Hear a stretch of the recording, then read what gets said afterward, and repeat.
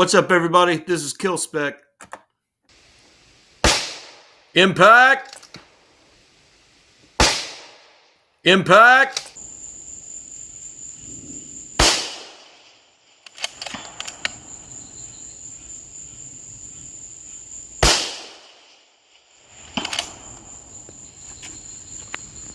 And that, boys and girls, is what happens when you put your weight in the bag.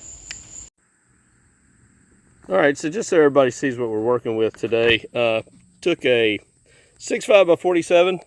Not the hardest recoiling gun on the world, on earth, of course, but not that light either. 130 grain bullet. This is my son's gun. He's 8, so he can handle it. I'm sure we can. But the idea is, I put this in. I don't know if you guys remember these. This is a Graybo Neo chassis. They don't make it anymore. Hopefully it doesn't upset them that I'm kind of using this chassis as an example. It's very light, which is great for certain things. May not be ideal for PRS, but if it's what you got, it's what you got. And kind of the idea behind Kil-Spec rails is making what you have work really well. I mean, this is an ideal aluminum rail, typical aluminum rail. Nothing wrong with that. A lot of good ones out there. Absolutely nothing wrong with them. If you need a little weight, and you need a little weight up front, and you need a little weight in the bag, then the Kil-Spec rail may be what you want.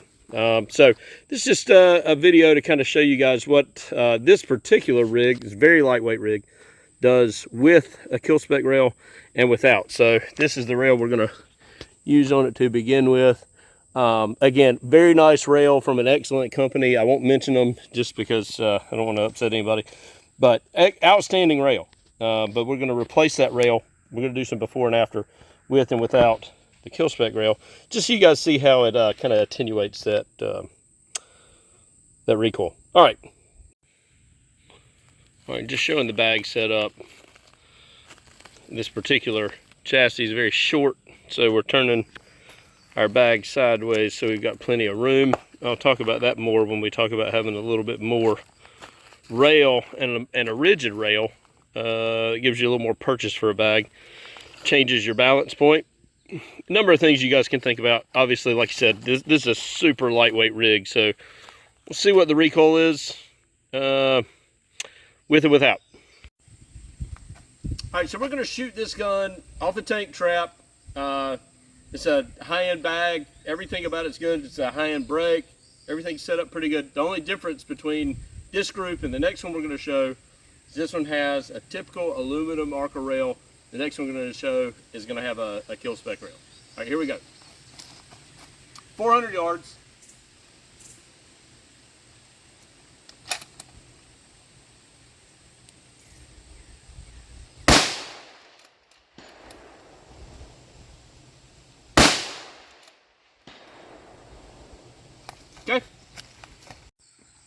Okay, so we shot a couple rounds with kind of a basic setup, right? Aluminum rail, bipod up front. It's not a real long rail. This is a 10-inch rail. It's a 10-inch fore-end on the Graybo. This is a Graybo Neo chassis. Good luck finding one. It's a perfect example for something to use for this demonstration. All right, so we're going to take our bipod off. Okay. And I've just got a couple of screws in here. By the way, and I'll talk about this a little more, this is a fantastic rail, by the way. The company is awesome. I've talked with those guys. I want everybody to understand this is by no means a knock or a dig on anybody who makes aluminum rails. These things are fantastic. If they work for you, they work for you. That's great. The idea behind the Kil-Spec rail is that it adds weight in place of your rail. So if you don't need it, you don't need it. But if you do, it's a pretty good solution for weighting a gun. One of the things I have run into with other rails is the hardware, and the quality hardware doesn't always fit. Hope he doesn't mind, but this is Henderson Precision makes fantastic hardware. And the Henderson Precision hardware, as it fits in this rail, of course, also fits in the Kil-Spec rail. Really good hardware. It locks up without even having a wrench on it. It's fantastic. of course. And what that does is it gives you a good wide purchase for your pressure to spread across that rail. So that is Henderson Precision Hardware. Again, totally great stuff. Ours is similar. It's not oval shaped, it's round. But it spreads the weight of the head of your screw across the diameter of the cut or the width of the cut. So you get a nice purchase, regardless of what type of gun, stock, chassis, whatever you're putting it on. If you have M-lock or an Anschutz rail or anything like that, this hardware allows you to spread the pressure across that groove in our rail and get a good purchase from one end to the other. And it's heavier, so you need a good purchase. All right, so we're gonna mount this in real time. Yeah, again, we took off a 10-inch rail. This is a 14-inch rail, okay? It's also ½ thick. And what's kind of nice, and I'm gonna use this as an example. Yeah, you're not adding a lot of geometry here. You're not creating a totally different measurement as far as your center of gravity. It doesn't create torque roll. In fact, it actually helps eliminate torque roll because it puts the weight on the bottom of your gun instead of on the top. So let's use some of our hardware that comes with the rail. We'll mount this up real quick.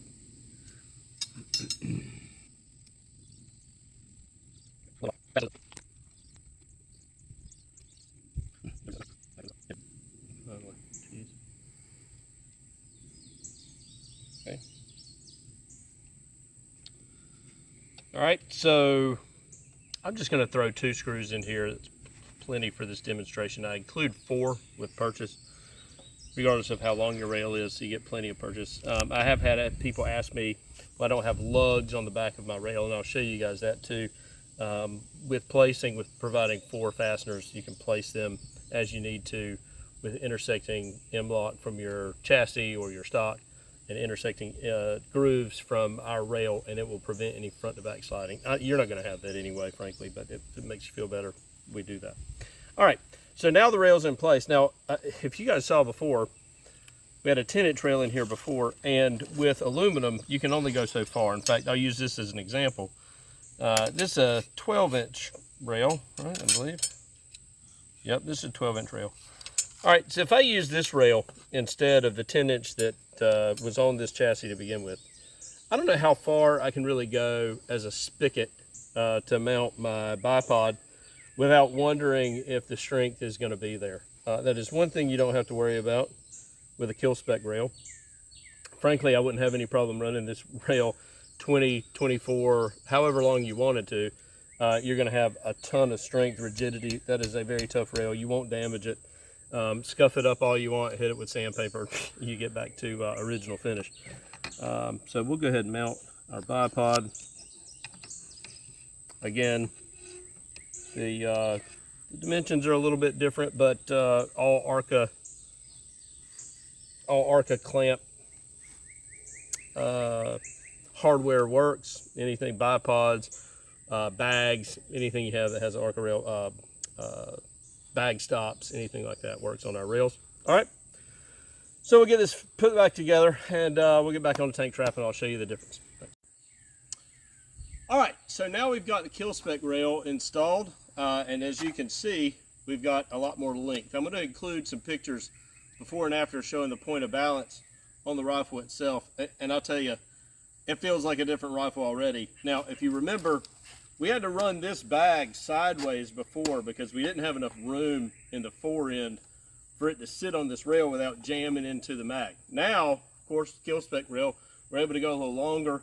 With the strength of it, I can run my bipod further out, so I'm giving myself a little more room up here, and I'm not sacrificing any strength or worried about breaking anything up here because it's steel. So now I'm going to take my bag, turn it sideways. This is a brand new bag, by the way. It's pretty bouncy too, so it's not doing me any favors. But I dropped my rifle into that bag. Now I've got a lot more surface front to back. My point of balance is a lot more forward, and I can shoot more stable. So we're going to try again. We're going to go 400.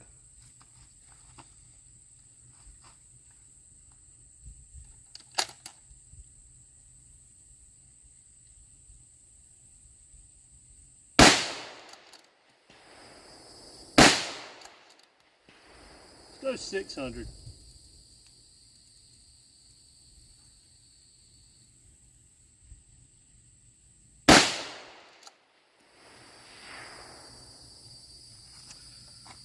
Feels like a different gun with the weight in the bag. Okay, so that was the with and without. We plan on filming some more of these videos so you guys can see. If you have ideas of a stock or a chassis you want to see with or without a Kil-Spec rail, let us know. You can look us up on YouTube. You can look us up on Facebook. You can look me up on Accurate Shooter or Sniper Hide. I'm budget sniper on either of those. Sorry, it's 97 degrees in eastern North Carolina. The gnats have almost taken me away today, so we're doing the best we can. Anyway, so I'm actually really happy with this thing. It kind of started out as a joke. This chassis is so lightweight. We shoot McMillan U1s, Kelbley stocks, chassis from MPA, Henderson Precision stocks, all kinds of stuff. But man, I honestly really like how this super lightweight gun shoots, and just the difference of putting a rail on it can really make a huge difference in how it shoots and how stable it is in the bag. So hope you guys enjoyed it. Hit us up on Facebook. Website's coming soon. We're pretty new, so thanks everybody for working with us on that. Yeah, thanks for joining. Appreciate it. Check out Kil-Spec on Facebook and YouTube, or email Trey at killspec.com. Thanks for watching.